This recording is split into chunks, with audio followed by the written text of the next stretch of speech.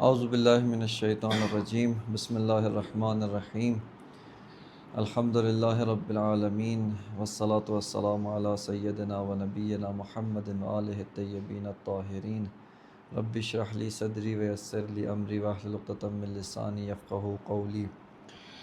خوب، الحمدللہ توفیق الہی سے حکمت مطالعہ کورس کے اندر ہم 7ویں موضوع میں داخل ہو رہے ہیں، جس کا عنوان ہے عوالم ثلاث، یعنی اس ہستی کے 3 عالم کون سے ہیں اور ان عوالم کی خصوصیات کیا ہیں، ان کی اپنی جو پرسنل ذاتی پراپرٹیز ہیں، کریکٹرسٹکس ہیں، وہ کیا ہیں، ان کو ہم آہستہ آہستہ دیکھیں گے۔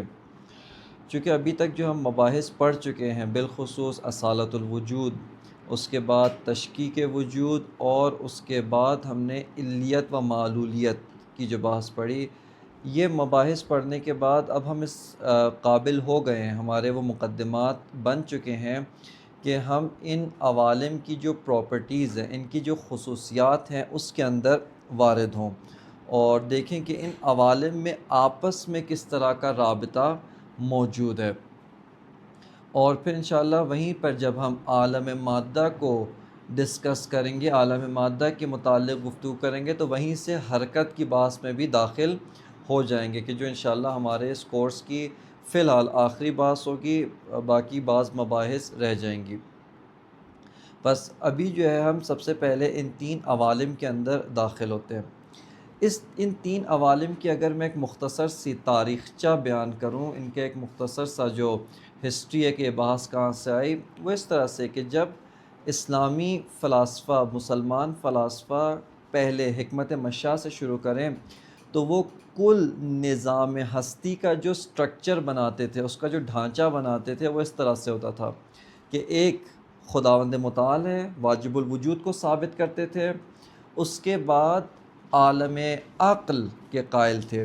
اگرچہ عالم عقل ایک عالم ہے، لیکن ایک عالم ہے جس کے اپنے بہت سارے مراتب اور مراحل موجود ہیں، یعنی عالم عقل اگرچہ ہم اس کو ایک عالم کے طور پہ لیتے ہیں، لیکن ایک کلی عالم ہے جس کے اپنے اندر بہت سارے مراتب اور مراحل موجود ہیں، کہ اس کو جو ہے وہ حکمائے مشاء کہتے تھے کہ اس کے اندر عقول عشرہ ہیں، یعنی 10 عقول ہیں۔ اب یہ 10 عقول ایک لمبی داستان ہے کہ 10 عقول کے وہ کیسے قائل ہوئے اور کیا ہوا، لیکن بہرکیف وہ کہتے تھے کہ 10 عقول ہیں، اور ان میں سے جو سب سے لاسٹ، اب 10 عقول بھی کیا ہے سمجھے، یعنی اگر آپ اس کو ایک پیرامڈ کی شکل میں بنائیں تو سب سے اوپر خداوند متعال واجب الوجود، اس کے بعد اس نے کس کو ایجاد کیا، عقل اول، پھر عقل اول نے عقل دوم کو، عقل سوم، اسی طرح 10 عقول ترتیب سے۔ ان میں سے جو 10ویں عقل ہے جس کو عقل عاشر کہتے ہیں، اس نے عالم مادہ کو ایجاد کیا۔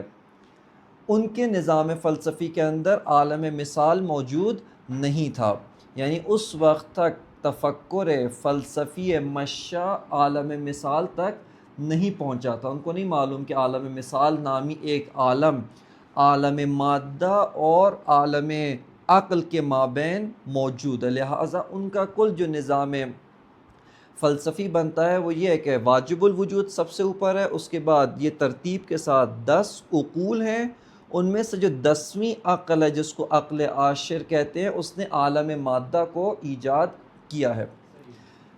اس کے بعد جب دوسرے مکتب پہ پہنچتے ہیں حکمت اشراق میں، تو خود چونکہ مکتب اشراق کے جو بانی و مؤسس ہیں جناب شیخ شہاب الدین سہروردی شیخ اشراق، وہ خود صاحب کشف و شہود تھے، وہ خود جو تھے عرفان کی بعض منازل طے کی ہوئی تھیں اور صاحب کشف و شہود تھے، لہٰذا اور فیلسوف بھی تھے، لہٰذا وہ کہتے ہیں کہ میں نے اپنے باطنی سفر کے اندر بہت سارے عوالم میں سفر کیا ہے کہ جو عالم مادہ جیسے نہیں ہیں، اور وہ خصوصیات جو عالم عقل کی آپ بیان کرتے ہیں وہ بھی نہیں ہیں، یعنی میں نے اپنے باطنی سفر کے اندر، اس کشف و شہود کے اندر بعض عوالم میں سیر کی ہے، بعض عوالم کا سفر طے کیا ہے کہ وہ عوالم عالم مادہ بھی نہیں ہیں اور دوسری طرف سے عالم عقل بھی نہیں ہے، لہٰذا یہاں پر وہ کہتے ہیں کہ پھر یعنی عالم، اس کا نام انہوں نے رکھا عالم مثال،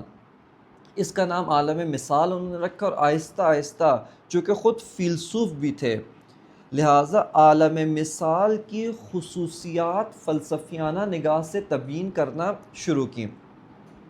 اور یہیں پہ جو ہمارے اساتید ہیں، بزرگان ہیں، سب کا تقریباً متفقہ طور پہ یہ کہنا ہے کہ اگر کوئی انسان بالفرض صاحب کشف و شہود ہو بھی جائے لیکن اس کا ذہن فلسفی ذہن نہ ہو تو وہ بہت ساری چیزیں دیکھ سکتا ہے، اس کو بہت سارے حقائق نظر آئیں گے لیکن وہ ان حقائق کی وضاحت پیش نہیں کر سکتا، اس کو تبیین کرنے کی قدرت و صلاحیت اس کے اندر موجود نہیں ہے۔ یعنی تبیین کرنے سے مراد فقط دوسروں کے سامنے تبیین کرنا نہیں بلکہ خود بھی اس کو فرق معلوم نہیں ہو پائے گا کہ یہاں پر کیا ہو رہا ہے۔ لہٰذا یعنی شیخ اشراق سے پہلے بھی بہت سارے عرفاء تھے، واقعاً صاحبان کشف و شہود تھے جنہوں نے عالم مثال دیکھا ہوا تھا، لیکن چونکہ وہ صاحب فلسفہ نہیں تھے، عقل فلسفی نہیں رکھتے تھے، لہٰذا اس کی خصوصیات بھی بیان نہیں کر سکے تھے۔ بس یہ جو عالم مثال ہے یہ فلسفیانہ طور پہ کب سے فلسفے کے اندر داخل ہوتا ہے؟ مکتب اشراق کے اندر، حکمت اشراق کے اندر یہ فلسفے کا حصہ بنتا ہے۔ اور اب عالم کی جو تقسیم ہے وہ اس طرح سے ہو گئی ہے کہ واجب الوجود ہے، پھر عالم عقل ہے، پھر عالم مثال ہے، اور اس کے بعد عالم مادہ ہے۔ اور یہی جو تقسیم ہے اسی کو جناب ملا صدرہ نے آ کے قبول کیا، اور یہ تقسیم ابھی تک جاری و ساری ہے۔ خب اب ہم آتے ہیں آ کر ذرا سا تھوڑا سا اس کو مزید گہرائی کے اندر مشاہدہ کرتے ہیں، وہ یہ کہ سب سے پہلے شروع کرتے ہیں واجب الوجود سے۔ خب واجب الوجود کو عالم شمار نہیں کیا جاتا، یعنی عوالم ثلاث سے کیا مراد ہوتا ہے؟ عالم عقل، عالم مادہ، عالم مثال و عالم مادہ۔ اصل واجب الوجود ان سے مافوق ہے، ان سے بالاتر ہے۔ جب پہلا جو معلول ہے خداوند متعال کا واجب الوجود کا سب سے پہلا جو ایفیکٹ ہے، سب سے پہلا جو معلول ہے وہ عالم عقل ہے۔ اب قواعد علیت و معلولیت جو ہم نے کچھ پہلے بیان کیے تھے ان میں سے ایک قاعدہ رہ گیا تھا، وہ قاعدہ ہے قاعدہ سنخیت۔ قاعدہ سنخیت یہ علت اور معلول کے قواعد میں سے ایک قاعدہ ہے۔ قاعدہ سنخیت کیا کہتا ہے؟ قاعدہ سنخیت یہ کہتا ہے کہ آپ اگر ایک علت ہے وہ جو معلول ایجاد کرے گی وہ معلول اپنی علت سے حد اکثر شباہت رکھتا ہو، حد اکثر، بے عینی ہی تو نہیں ہو سکتا چونکہ وہ علت ہے، قوی ہے، یہ کیا ہے؟ اس کا معلول ہے۔ اور اب یہیں پہ آپ نے یہ جو حد اکثر شباہت ہے اس کو باقی تمام قواعد فلسفی جو علت اور معلول کے باب میں موجود ہے ان کے ساتھ ملا کر دیکھنا ہے۔ ایک طرف سے علت اور معلول میں کیا ہے؟ علت انتہائی شدید وجود ہے، معلول وجود ضعیف ہے، یہ اپنی جگہ پہ برقرار۔ لیکن یہ قاعدہ کیا کہتا ہے؟ یہ قاعدہ کہتا ہے کہ علت اور معلول کے مابین زیادہ فاصلہ و زیادہ گیپ نہیں ہو سکتا، حد اکثر شباہت ہونی چاہیے۔ صحیح ہے۔ اب یہ حد اکثر شباہت کا کیا معیار ہے؟ ایک لمبی چوڑی بحث ہے۔ پس عالم عقل، اچھا حد اکثر شباہت کیوں ہونی چاہیے؟ حد اکثر شباہت اس وجہ سے ہونی چاہیے کہ جب علت کسی معلول کو ایجاد کرتا ہے، اس سے پہلے ہم نے ایک اور قاعدہ کیا پڑھا تھا کہ اگر علت وہ معلول نہ رکھتا ہو، اس معلول کے کمالات نہ رکھتا ہو، اس کو ایجاد نہیں کر سکتا، فاقد الشے موتی الشے نہیں ہو سکتا۔ پس وہ جو معلول کے تمام تر کمالات ہیں حتماً علت میں ہونے چاہیے، صحیح ہے نا؟ اور فقط و فقط اس پہ اتنا کافی نہیں ہے بلکہ علت اور بھی کمالات رکھ سکتا ہے۔ اب جب وہ معلول کو ایجاد کرے گا تو معلول کے جو کمالات علت میں ہیں وہی ایجاد کرے گا نا، یعنی علت نے اب کیا کیا؟ ایک وجود ایجاد کیا ہے، پس وہ کمالات جو علت میں ہیں پہلے سے انہی کو معلول کی شکل میں ایجاد کرے گا۔ لہٰذا قاعدہ سنخیت یہ کہتا ہے کہ علت اور معلول کے مابین حد اکثر سنخیت ہونا ضروری ہے۔ اب یہیں سے آپ اس بات کا بھی علم ہو جاتا ہے کہ بعض سوال یہ کرتے ہیں کہ بیچ میں مثال کے طور پہ یہ جو ہستی ہے اس کے جو مراتب ہے، ان مراتب میں سے خداوند متعال اور عالم مادہ، خدا سب سے اوپر ہے، عالم مادہ سب سے نیچے ہیں، بیچ میں اور عوالم ہیں. خود ایک سوال پوچھتے ہیں کہ کیوں آیا خداوند متعال براہ راست کسی واسطے کے عالم مادہ ایجاد نہیں کر سکتا؟ اب یہاں پر دیکھیں یہیں پہ سوال کا جواب ملتا ہے کہ عالم مادہ انتہائی کثرت شدید ہے. کثرت کا معنی کیا تھا؟ یعنی کثرت کسے کہتے ہیں کہ وجود کے اندر اتنا ضعف ہے کہ وہ بہت سارے کمالات کو اپنے اندر اکٹھا نہیں کر سکتا. یعنی ایک وجود اتنا ضعیف ہوتا جا رہا ہے کہ وہ کمالات، متعدد کمالات کو اپنے اندر جمع نہیں کر سکتا. لہٰذا یہاں پہ کیا ہو جاتا ہے، ایک وجود میں تھوڑے سے کمالات، دوسرے میں اور تھوڑے سے کمالات، یہاں پہ کیا پیدا ہوتی ہے؟ کثرت پیدا ہوتی ہے. دوسری طرف سے آپ دیکھیں واجب الوجود کیا ہے؟ وحدت محض ہے. یعنی ایک وجود بی نہایت جس نے جتنے کمالات ہو سکتے ہیں سب اس کے اندر موجود ہے. ہو سکتے کا مطلب کیا ہے؟ یعنی بعض چیزیں اساساً کمال نہیں ہیں، بعض چیزیں کیا ہیں؟ نقائص نقص ہے، وہ تو اس میں نہیں ہے. باقی جتنے کمالات قابل تصور ہے، یعنی عقل کہتی ہے کہ ہاں یہ کمال ہے، وہ سب کے سب اس میں پایا جاتا ہے. اب اس طرح کا وجود کبھی بھی براہ راست عالم مادہ ایجاد نہیں کر سکتا. سمجھ آ رہی ہے؟ کیوں؟ چونکہ عالم مادہ کی جو خصوصیات ہیں ان خصوصیات کو ایجاد کرنے کے لیے خداوند متعال کے ساتھ سنخیت نہیں پائی جاتی، چونکہ انتہائی ضعیف وجود ہے، وہ انتہائی شدید وجود ہے. بس عالم مادہ کیسے ایجاد ہو؟ اس خداوند متعال کا واجب الوجود کا پہلا معلول، یہ معلول کیا اس سے ضعیف ہے لیکن حد اکثر شباہت رکھتا ہے، حد اکثر شباہت رکھتا ہے، اس سے ضعیف ہے. اب یہاں پہ بھی واضح ہو، یہ جو حد اکثر شباہت ہے اس میں بھی بہت فاصلہ ہے، وہ مستقل ہے. یہ کیا ہے؟ وجود فقری ہے. کل کی علت اور معلول کے بعض کو ذہن میں رکھیں، وہ یعنی یہ جو حد اکثر شباہت ہے ان میں بھی بہت فاصلہ ہے. ہاں یعنی وہ کہیں پہ بھی وحدہ لا شریک ہے. وہ کس جہت سے وحدہ لا شریک ہے؟ کل ہستی کے اندر وجود مستقل، وجود غنی فقط وہی ہے. اصلا اس کے علاوہ، واجب الوجود کے علاوہ کوئی وجود مستقل نہیں ہے. اس جہت سے وہ وحدہ لا شریک ہے. اس کی تمام خصوصیات اس کی اپنی ذاتی خصوصیات ہیں، اس کے کمالات اس کے اپنے ذاتی کمالات ہیں، باقیوں میں ایسا نہیں ہے. لیکن یہ جو پہلا معلول اس نے خلق کیا ہے، ایجاد کیا ہے، یہ باقی تمام کی نسبت اس سے کیا ہے؟ حد اکثر شباہت رکھتا ہے، حد اکثر اس کے ساتھ جو ہے وہ نسبت رکھتا ہے، حد اکثر اس کے ساتھ سملیرٹی رکھتا ہے. اب یہ جو معلول اول ہے عقل اول، بس اب سب سے پہلے اس کی کیا پراپرٹی آ گئی، خصوصیت آ گئی؟ شباہت تو ہے، اس کے ساتھ ساتھ وہ لامحدود ہے. یہ کیا ہو گیا ہے؟ محدود ہو گیا. لیکن اس محدودیت کا نام کہتے ہیں کہ یہاں سے ماہیت وجود میں آ رہی ہے. اگر تشکیک کی بات آپ کے ذہن میں ہو، وہاں پہ عرض کیا تھا ماہیت کیسے حاصل ہوتی ہے ہمیں. فلسفی مباحث کے مطابق وجود جو کمالات رکھتا ہے اس کے کمالات ایک لمٹ پر ختم ہو جاتے ہیں. یہ کمالات جو ایک لمٹ پر ختم ہو جاتے ہیں، محدود ہوتے ہیں، یہاں سے ہمیں کیا حاصل ہوتی ہے؟ ماہیت حاصل ہوتی ہے. جیسے پتھر کا وجود کیا بیان کرتا ہے؟ پتھر کا وجود یہ بیان کرتا ہے کہ میں جسم ہوں، ایک کمال ہے جسم ہے، میں 3 ڈائمنشنز رکھتا ہوں، ابعاد ثلاث رکھتا ہوں، اس کے علاوہ اور کوئی کمال میرے اندر نہیں ہے. میں نموف نہیں رکھتا، گروتھ نہیں رکھتا، حرکت نہیں رکھتا، علم نہیں رکھ سکتا. بس اس کے کمالات اسی سطح کے ہیں. یہاں سے ہمیں پتھر کی ماہیت حاصل ہو رہی ہے. صحیح ہے. اب یہ یہاں پتھر کی ماہیت یہ اس کی کیا ہے؟ یعنی اس کو آپ نے فزیکلی نہیں کرنا کہ یہ باؤنڈری نہیں ہے پتھر کی ماہیت. آپ اس پتھر کو توڑ کے اندر تک چلے جائیں، اس کی ماہیت یہی ہے کہ میں کیا ہوں؟ اس لیول کا وجود ہوں.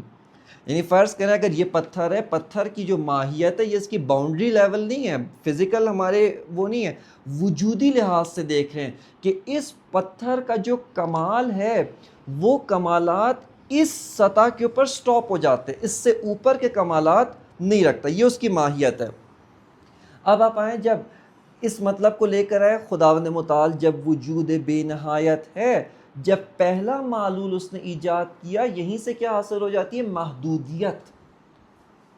کیوں؟ چونکہ وہ فقط وجود بی نہایت و کمال بی نہایت ہے، اس کا معلول جو اس سے ضعیف تر وجود ہے، اس کے اوپر ڈیپینڈنٹ ہے، اس کا محتاج ہے، بس محدود ہے۔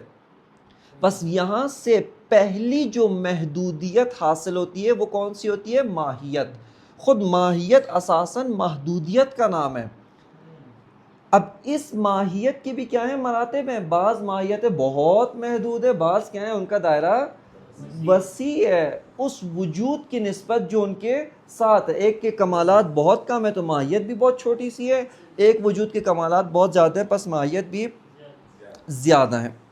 بس یہاں پر جو عالم عقل کے اندر سب سے پہلی خاصیت جو معلوم ہوئی، ماہیت کا وجود میں آنا ہے، اور یہ خاصیت تمام موجودات مادون، اس سے نیچے جتنے موجودات ہیں سب کے اندر پائی جاتی ہے۔ یہ سب کیا ہوتے ہیں؟ ذو ماہیت ہیں، سب کے سب ماہیت رکھتے ہیں، کوئی بھی ماہیت سے خارج نہیں ہے، فقط واجب الوجود ہے جو ماہیت نہیں رکھتا۔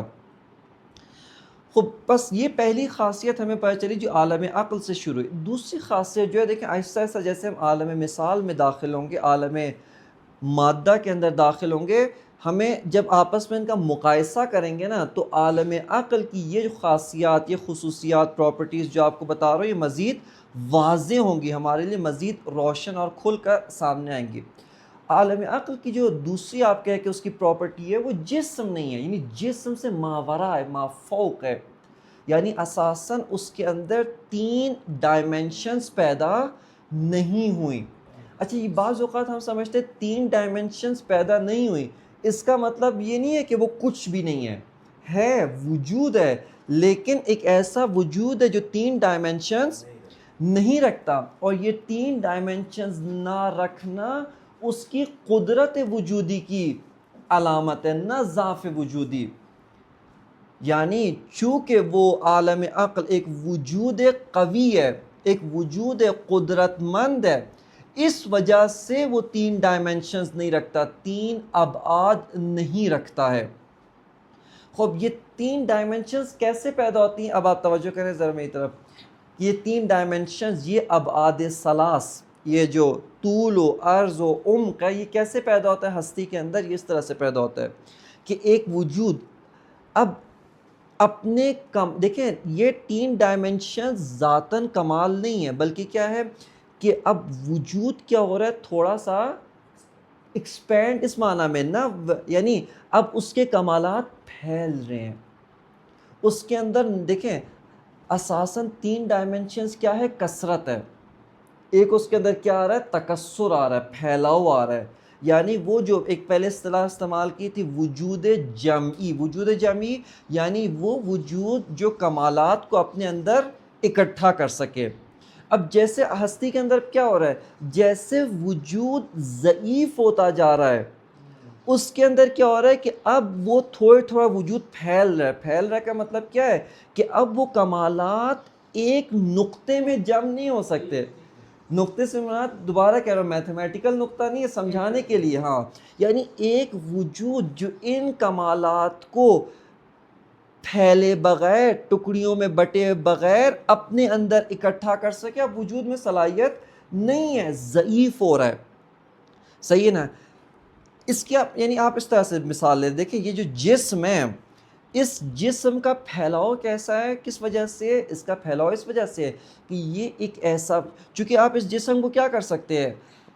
فلسفی قاعدہ یہ ہے کہ دیکھیں ہر وہ چیز جو ڈائمنشن رکھتی ہے قابل تقسیم ہے، یعنی آپ اسی جسم کو مثال کے طور پہ جو طول و عرض و عمق رکھتا ہے، آپ اس کو کیا کر سکتے ہیں؟ تقسیم کر سکتے ہیں۔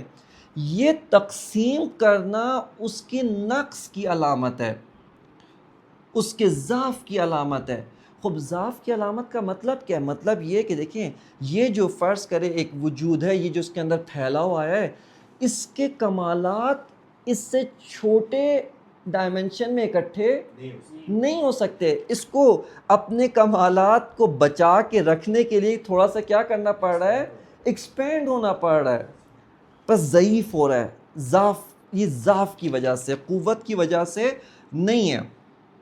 لہٰذا ہم اکثر بعض اوقات جو ہم یہ سمجھتے ہیں کہ مثال کے طور پہ جو بڑی یعنی یہ وہی حس گرائی، مادی مٹیریلزم، اور چونکہ ہم محسوسات کے ساتھ زیادہ ہمارا انس اور لگاؤ ہے، ہم یہ سمجھتے ہیں کہ جو بہت بڑی اجسام ہوتے ہیں وہ زیادہ طاقتور ہوتے ہیں، جن کا پھیلاؤ نا ان میں کیا ہے، اس میں یہ ہے کہ اتنا بڑا جسم ہے، یعنی اس کے کمالات اس جسم کے اندر پھیلے ہوئے ہیں. ان سارے کمالات کو وہ کم ڈائمنشن میں، کم وجود کے اندر اکٹھا نہیں کر سکتا. عالم عقل چونکہ اس سے بالاتر ہے، اس سے مافوق ہے، لہٰذا اس نے تمام کمالات اس کے اندر جمع ہیں، بغیر اس کے کہ یہ تین ابعاد اصلا پیدا ہوں. یعنی یہ تین ابعاد پیدا ہوئے بغیر اس کے اندر یہ سارے کے سارے کمالات موجود ہیں، وہ سارے کے سارے کمالات جمع ہیں. لہٰذا عالم عقل، عالم عقول جو ہیں وہ تین ابعاد نہیں رکھتے، ان کے اندر جسم نہیں ہے، 3 ڈائمنشنز نہیں رکھتے. یہ ایک بات ہوگی. دوسری خاصیت جو پہلے عرض کی، اور ابھی دوبارہ اس کو ایک تفصیل کے ساتھ، اور وہ یہ کہ عالم عقل خداوند متعال واجب الوجود اور اپنا جو معلول ہے اس کے مابین واسطہ فیض ہے. اس کے مابین ایک واسطہ بنتا ہے کہ جو کمالات کو اوپر سے لے کر نیچے منتقل کر رہا ہے، نیچے پہنچا رہا ہے. یعنی اگر عالم عقل نہ ہوتا، اساساً واجب الوجود کے کمالات نیچے تک نہیں پہنچ سکتے. اچھا، یہ نیچے تک پہنچنے کا مطلب کیا ہے؟ یعنی اساساً نیچے کا کوئی عالم ہوتا ہی نہیں، نہ یہ کہ عالم ہوتا کمالات نہیں پہنچ، ایسا وجود ہی نہ پہنچتا. توجہ کر رہے ہیں؟ یعنی اگر عالم عقل نہ ہوتا، واجب الوجود کا جو فیض ہے، واجب الوجود کی طرف سے وجود جو ایجاد کیا جا رہا ہے وہ معدوم تک نہ پہنچتا. کیوں؟ قاعدہ سنخیت کی وجہ سے. اس عالم جیسے وہ ہے نا قرآن مجید کے اندر، آپ یہیں سے، اب اس ماجرا کو آپ یہیں سے وہ کر سکتے ہیں، سمجھ سکتے ہیں. مثال کے طور پہ جب حضرت موسیٰ اپنی قوم کو لے کر کوہ طور پہ گئے اور انہوں نے درخواست کیا کی؟ ارنا اللہ جہرتاً، ہمیں ان آنکھوں سے خدا کو دیکھنا ہے. یعنی ہم چاہتے ہیں کہ خدا کو براہ راست بلا واسطہ مشاہدہ کرے، عریان مشاہدہ کرے بغیر کسی واسطے کے. اب ایک مرتبہ کیا ہے؟ ایک مرتبہ یعنی اب خداوند متعال، اب حضرت موسیٰ کو تو معلوم ہے کہ یہ ممکن نہیں ہے. کیوں؟ چونکہ خدا، یہ ہم کس میں کھڑے؟ عالم مادہ میں کھڑے ہیں. اساساً آنکھ کی خاصیت ہے وہ فقط جسم کو دیکھ سکتا ہے، اصل جسم سے بالا کسی حقیقت کو دیکھنے کی صلاحیت آنکھ میں موجود نہیں ہے. اب یہاں پر کیا ہے؟ یہاں پر وہ جو جب خداوند متعال نے تجلی کی اس پہاڑ پر، پہاڑ ریزہ ریزہ ہو گیا. یہ تجلی کیا تھی؟ یہ یعنی اس پہاڑ کے اندر اتنی قابلیت نہیں ہے کہ اپنے سے بالاتر ایک شدید وجود کو برداشت کر سکے. چونکہ پہاڑ، یعنی پہاڑ کا آپ دیکھ رہے ڈائمنشن بہت بڑی ہے لیکن درجہ وجودی ضعیف ہے، کم ہے. یہ پہاڑ اساساً اگر بغیر واسطے کے اس پہاڑ کے اوپر اچانک تجلی وجودی ہو شدت کے ساتھ، یہ پہاڑ نابود ہو جائے گا، نہیں کر سکتا. اس پہاڑ سے برتر کون ہے؟ حضرت موسیٰ ہے. یعنی حضرت موسیٰ کا مرتبہ وجودی، وجود کے لحاظ سے، شدت وجودی کے لحاظ سے اتنا بالاتر ہے کہ اس تجلی کو برداشت کر گئے. فقط بے ہوش ہوئے، ریزہ ریزہ نہیں ہوئے موسیٰ. یعنی یہ آپ اس کو فقط اور فقط ہم فلسفی نگاہ سے دیکھیں. یعنی کیا مطلب؟ یعنی موسیٰ اتنے قدرت مند تھے، اتنے قوی تھے، اتنے زیادہ درجہ وجودی تھے کہ ان کے اوپر جب یہ تجلی رونما ہوئی، یہ تجلی نے موسیٰ کو ختم نہیں کیا. موسیٰ اس تجلی کو برداشت کر گئے، فقط بے ہوش ہوئے. اچھا اس سے جو نیچے کے انسان تھے وہ کیا ہو گئے؟ مر گئے. وہ 70 افراد وختار موسیٰ من قومہ 40 نہیں معذرت 70 افراد کو حضرت موسیٰ نے چنا اپنی قوم میں سے. وہ 70 افراد مر گئے. موسیٰ بے ہوش ہے, پہاڑ کیا ہوا؟ نابود ہو گیا. بس اس وجہ سے کیوں واسطہ فیض کی ضرورت. اب یہاں پہ دیکھیں آپ کے لیے کتنا ہمارا یعنی الحمدللہ مکتب یعنی مذہب اسلام میں بھی مکتب تشیع کتنا آپ کے عقلی لحاظ سے منسجم ہے. اہل بیت علیہم السلام کا جو مقام نورانی ہے, ان کی جو حقیقت ہے, جس کے بارے میں رسول اللہ نے فرمایا انا و علی من نور واحد, کہ علی میں اور آپ ایک نور سے ہیں. وہ نور لائٹ نہیں ہے, وہ نور کیا ہے؟ ایک حقیقت وجودی ہے جو عالم مادہ, عالم مثال ان سب سے بالاتر ہے. وہ نور وجودی واسطہ بنتا ہے تاکہ اس نور وجودی کے ذریعے سے بعد کے عوالم ایجاد ہو سکے. یعنی در حقیقت واسطہ فیض اگر نہ ہو تو دو کام نہیں ہوں گے. ایک کام کیا ہے؟ واجب الوجود کی طرف سے وجود کا افاضہ ہونا, اس کی طرف سے مادون جو مخلوقات ہے ان کا خلق ہونا, ان کو کمالات عطا نہیں ہوں گے. اور دوسری طرف سے برعکس ہماری عبادات, ہمارے جو بھی اعمال ہیں یہ بالاتر نہیں جائیں گے. بس عالم عقل اس کا ایک جو کوالٹی ہے, ایک جو خاصیت ہے, یہ واسطہ فیض ہے. یعنی اچھا یہاں پر کسی کو گمان یہ نہ ہو کہ یہ عالم عقل مستقلاً خود کچھ انجام دے رہا ہے. یہ مستقل نہیں ہے, یہ واجب الوجود, یہ واجب عین فقر ہے. واجب الوجود کی نسبت کیا ہے؟ عین فقر ہے. مقام اہل بیت کو ہم عالم عقل کہہ سکتے ہیں. مقام اہل بیت کو ہم کہہ سکتے ہیں کہ عالم عقل میں بھی بالا ترین جو عقول ہیں وہ ان کا مقام ہے. صحیح نا. اگرچہ ایک جو شبہ یہاں پر یعنی ایک جو عموماً بعض اوقات غلطی ہوتی ہے وہ یہ ہوتی ہے کہ ہم دینی جو حقائق ہیں ان کو بغیر کسی سوچ کے, بغیر کسی اس کے ہمیں فوراً فلسفی مباحث پر تطبیق نہیں کرنا چاہیے. اس کے اندر بہت دقت کے ساتھ, بہت باریکیوں کے ساتھ اس کے اوپر تطبیق کرنا چاہیے. مثال کے طور پہ آپ عالم عقل میں مقام اہل بیت کو کہہ سکتے ہیں کہ بالا ترین جو مقام عالم عقول میں بالا ترین جو عقول ہیں اس کو ہم کہہ سکتے ہیں کہ یہ کیا ہے؟ مقام ائمہ اہل بیت ہے. اسی طرح انبیاء علیہ السلام ہے, وہ بھی واسطہ فیض ہیں.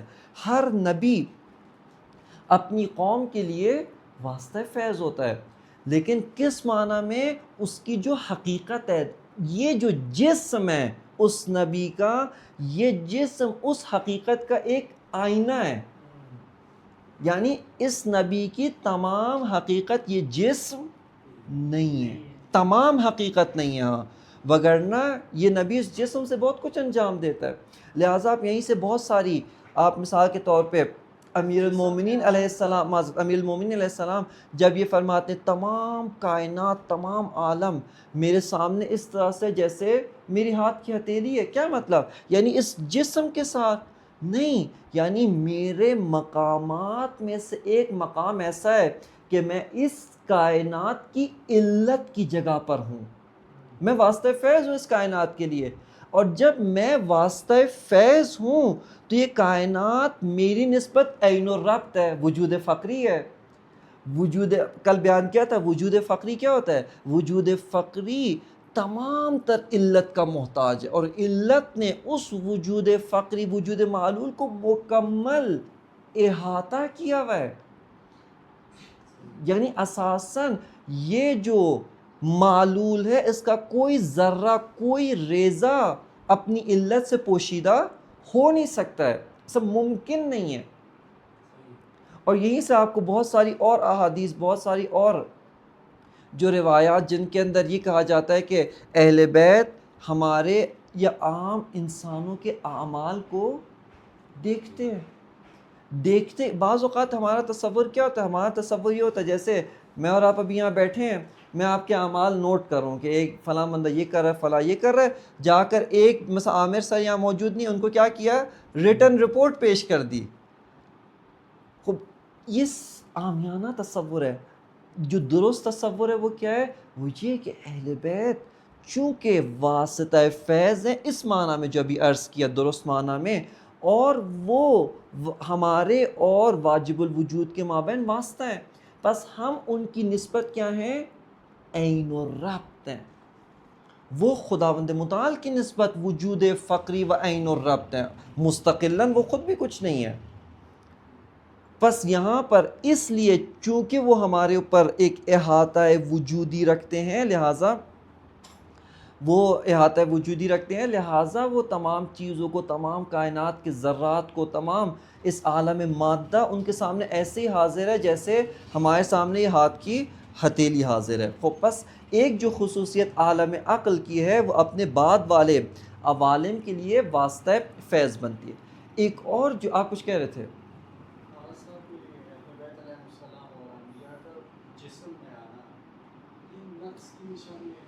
دیکھیں وہ ایک حقیقت بالاتر ہے. ہر بالاتر حقیقت کی ایک مادون عالم کے اندر تجلی ہو سکتی ہے, اس سے کوئی رکاوٹ نہیں ہے. ابھی چونکہ نہ ہمارے پاس وقت ہے نہ فرصت ہے, جب انشاءاللہ انسان کی حقیقت پڑھیں گے نا, انسان کیا ہے, یہ جو تین عوالم ہستی کے اندر, عالم عقل, عالم مثال و عالم مادہ, یہ تین عوالم مرتبہ مرتبہ موجود ہیں. انسان ایک ایسا موجود ہے جس نے ان تینوں عوالم کو اپنے اندر اکٹھا کر لی. یہ انسان کی خاصیت ہے, یہ خاصیت کسی اور کی نہیں ہے, یہ خاصیت کسی اور کی نہیں ہے. یعنی عالم عقل اگر چاہے عالم عقل رہتے ہوئے مادہ میں نہیں ہو سکتا, وہ نہیں ہو سکتی. یعنی وہ اپنی جگہ کے اوپر فکس ہے. فکس ہے کا خاص مطلب ہے, ہاں یعنی کیا مطلب, یعنی وہ اپنے مرتبے سے نیچے آ کر عالم مادہ میں نہیں آ سکتی. کیوں؟ چونکہ وہ اپنے مقام پر ہے, اس کا وجود شدت وجودی رکھتا ہے. اصل وہ کیسے ضعیف میں آ سکتا ہے؟ ہاں وہ عالم مادہ کو پیدا کر سکتی ہے, لیکن وہ عالم, یہ انسان کا کمال ہے کیا, کہ انسان جسم رکھتا ہے لیکن جسم میں محدود نہیں ہے. وہ اپنا ایک درجہ مثالی, درجہ برزخی بھی رکھتا ہے, اور اس سے بھی بالاتر مقام عقلی و مرتبہ عقلی بھی رکھتا ہے. خوب اسی سے آپ کو جب یہ معلوم ہو گیا کہ عالم عقل کے اندر تین ڈائمنشن واسطہ فیض ہے, ایک اور اس کی خاصیت کیا ہے, زمان بھی نہیں ہے. زمان و مکان ان دونوں کی قید سے آزاد ہے. صحیح ہے, زمان, اور چونکہ زمان وہ حرکت کے ساتھ مخصوص ہے, جہاں حرکت ہوتی ہے وہاں زمان ہوتا ہے, جہاں حرکت نہیں وہاں اصلا زمان نہیں. اور چونکہ عالم عقل میں اساساً حرکت ہی نہیں ہے, اس کے اندر حرکت ہی قابل تصور نہیں ہے. صحیح ہے, چونکہ جب عالم مادہ میں پہنچیں گے میں تفصیل سے عرض کروں گا. بس یہ تیسری کوالٹی ہوگی کہ اس کے اندر زمان بھی نہیں ہے, مکان بھی نہیں. ایک اور خاصیت, عالم عقل اساساً اس کا ایک اور اگر نام ہم کرنا چاہیں, وہ کلن وجودات علمی ہیں. وجودات علمی, علم سے. اچھا وجودات علمی کا کیا مطلب ہے؟ وجودات علمی کا مطلب یہ ہے کہ اس کو ہم دوبارہ برعکس سے سمجھتے ہیں. عالم علم کہاں, علم کس چیز کا نام ہے؟ علم واقعیت کو شناخت کرنے کا. اچھا شناخت کس چیز کا نام ہے, اس کو ہم تھوڑا سا کھولتے ہیں. ایک مرتبہ ایک واقعیت موجود ہے لیکن وہ واقعیت میرے سامنے حاضر نہیں ہے, یعنی پاس مجھے اس واقعیت کی کوئی شناخت نہیں ہے. اگرچہ وہ واقعیت اپنی جگہ پر موجود ہے, اگرچہ وہ واقعیت اپنی جگہ پہ حقیقت رکھتی ہے, لیکن چونکہ وہ میرے سامنے کسی بھی شکل میں حاضر نہیں ہے, مجھے اس کا علم نہیں ہے. یہیں سے ہمارے حکماء و فلاسفہ وہ متوجہ ہوئے کہ علم اساساً حضور کا نام ہے. علم کس چیز کا نام ہے؟ واقعیت کا حاضر ہونا, واقعیت کا سامنے آنا، حاضر ہونا، اس کو علم کہتے ہیں. وگرنہ واقعیت اپنی جگہ پہ رکھی بھی ہو، میرے سامنے حاضر نہ ہو، حجاب ہو، کوئی بیچ میں پردہ ہو، وہ میرے سامنے حاضر نہیں ہے. جب یہ واقعیت میرے سامنے حاضر نہیں ہے، مجھے اس واقعیت کا علم بھی نہیں ہے. وہ اپنی جگہ پہ ہے، مجھے اس کا علم نہیں ہے. خوب، اب آئیں علم پس علم معلوم ہوا. اب آپ آئیں، یہ حجاب کیا ہوتا ہے؟ کیا چیز رکاوٹ بنتی ہے کہ جو ایک واقعیت دوسری واقعیت کے سامنے حاضر نہ ہو سکے؟ ان حجابات میں سے سب سے بڑے جو دو حجاب ہیں وہ ہیں زمان و مکان. مکان کا کیا مطلب ہے؟ مکان کا مطلب ہے یہ واقعیات چونکہ پھیلی ہوئی ہیں، اسکیٹرڈ ہیں، ان کا جو وجودی ڈائمنشن ہے وہ بہت پھیلا ہوا ہے، لہٰذا ایک واقعیت دوسرے کے سامنے حاضر نہیں ہے. حتیٰ یہاں پہ آپ فرض کیجیے یہ ٹیبل جو ہے، اگرچہ آپ اس کا دیکھ رہے کہ یہ جو اوپر کا تختہ ہے وہ ایک لکڑی کا حصہ ہے، لیکن آپ اس کو اگر فلسفیانہ نگاہ سے تحلیل کریں، اینالائز کریں، اس کا کوئی ٹکڑا دوسرے ٹکڑے کے سامنے حاضر نہیں ہے. سمجھ آ رہی ہے بات؟ کیوں؟ چونکہ پھیلا ہوا ہے. یعنی یہ اپنی جگہ پر ہے، حتیٰ آپ کو بہت دور جانے کی ضرورت نہیں ہے. یعنی یہ جو دو ٹکڑے آپس میں بالکل چپکے ہوئے ہیں، ان کو ایک دوسرے کا علم نہیں ہے. اچھا، وہ جو ایک ٹکڑا لیں وہ بھی کیا ہے؟ قابل تقسیم ہے. اچھا، یہاں پہ بہت اپنے ذہنوں کو حاضر رکھے. دیکھیں، علم جیسا عرض کیا، اس کی ہویت کیا ہے؟ اس واقعیت کا حاضر ہونا. صحیح ہے، وہ واقعیت کیا ہو؟ ہمارے سامنے حاضر ہو. اب اگر کہیں پر بھی یہ حضور، یہ حاضر ہونا نہیں ہوگا، وہاں پہ اساساً علم نہیں ہے. صحیح ہے. اسی تحلیل کو، اسی انالیسس کو اپنے ذہن میں مد نظر رکھیں. یہ جو جسم ہے، چاہے وہ ایک پیس کے طور پہ ہمیں نظر آ رہا ہے، لیکن ہم یہاں پر یعنی اس کو آپ بے شک کسی مشینری سے، کسی ٹول سے ٹکڑوں میں تقسیم نہ کریں، لیکن یہی کہ آپ عقلی طور پہ کیا کہتے ہیں؟ یہ اس کے علاوہ ہے، یہ اس کا غیر ہے. ایسے ہی ہے نا، آپ اس کو دو حصوں میں کر سکتے ہیں نا، یہ اس کا دایاں حصہ ہے، یہ اس کا بایاں حصہ ہے. بس یہاں پہ کیا پیدا ہو گئی ہے؟ غیریت، رکاوٹ، حجاب. لہذا جسم کبھی بھی علم حاصل نہیں کر سکتا. اور اسی وجہ سے، اسی دلیل، چونکہ ابھی میں نے بالکل آپ کے بہت تیزی سے بیان کیا، اسی وجہ سے عالم مادہ، ٹوٹل عالم مادہ کے اندر علم رونما نہیں ہو سکتا. یہ جو ہم کہتے ہیں نا، ہماری مثال کے طور پہ یو ایس بی ڈرائیو کے اندر ہزاروں لائبریریاں ہیں، یہ ہزاروں لائبریریاں، آیا آپ کہہ سکتے ہیں اس یو ایس بی ڈرائیو کو ان ہزاروں لائبریریوں کا علم ہے؟ علم نہیں ہے ان کو. یعنی یہ جو یو ایس بی ڈرائیو ہے، یہ جو آپ کا کمپیوٹر ہے، یہ جو تمام تر مشینریاں ہیں، اس کے اندر جتنا بھی ڈیٹا موجود ہے، اس کو ان میں سے کسی چیز کا علم نہیں ہے. یہ ایک سٹوریج ہے. یہاں پر کیا ہوتا ہے؟ علم کہاں پہ ہوتا ہے؟ علم یہ ہوتا ہے کہ یہ جو نقش و نگار، یہ جو تصاویر، جب ہم آنکھ کے ذریعے سے تصاویر غیر مادی عالم کے اندر منتقل ہوتی ہیں، یہاں پر علم حاصل ہوتا ہے. کل ایک بات میں نے کی تھی، علت حقیقی و علت اعدادی. علت حقیقی و علت اعدادی. علت حقیقی کیا تھی؟ علت حقیقی اس شے کا وجود جو افاضہ کرے، جو اس شے کا وجود ایجاد کرے. صحیح ہے. علت اعدادی کیا ہوتی ہے؟ جو اس وجود کے آنے کے لیے جو ماحول فراہم کرتی ہے، اس کو علت اعدادی کہتے ہیں. یہ تمام چیزیں، مثال کے طور پہ کتاب، آیا اس کتاب اور ڈائری کے اندر علم ہے؟ اساساً اس کے اندر کوئی علم نہیں ہے. کیوں؟ چونکہ اساساً آپ اس کا فرض کریں کہ کاغذ کی زبان ہوتی، اس سے آپ پوچھتے اس کے اوپر کیا لکھا ہوا ہے، اس کو کوئی خبر نہیں کہ اس کے اوپر کیا لکھا ہوا ہے، اس کو اپنے اوپر لکھے ہوئے تمام تر الفاظ، حروف، ان میں سے کسی چیز کا علم نہیں ہے. کیوں؟ چونکہ اساساً عالم مادہ کی خاصیت کیا ہے؟ اسکیٹرڈنس، پھیلاؤ، عدم حضور، حاضر نہ ہونا. اور علم کی خاصیت کیا ہے؟ حضور، یعنی اس واقعیت کا حاضر ہونا، اس کو علم کہتے ہیں. اب آپ آئیں، جیسے ہی ہم عالم مادہ سے خارج ہوتے ہیں، زمان و مکان اور جسم و جسمانیت سے خارج ہوتے ہیں، تو کوئی حجاب نہیں ہے، کوئی رکاوٹ نہیں. اور عالم عقل، عالم عقول، چونکہ وہاں پر نہ زمان ہے نہ مکان، زمان بھی حجاب ہے. کیوں؟ چونکہ ایک واقعیت ایک زمانے میں تھی، دوسرے زمانے میں نہیں ہے. بس آپ کے سامنے حاضر نہیں ہے.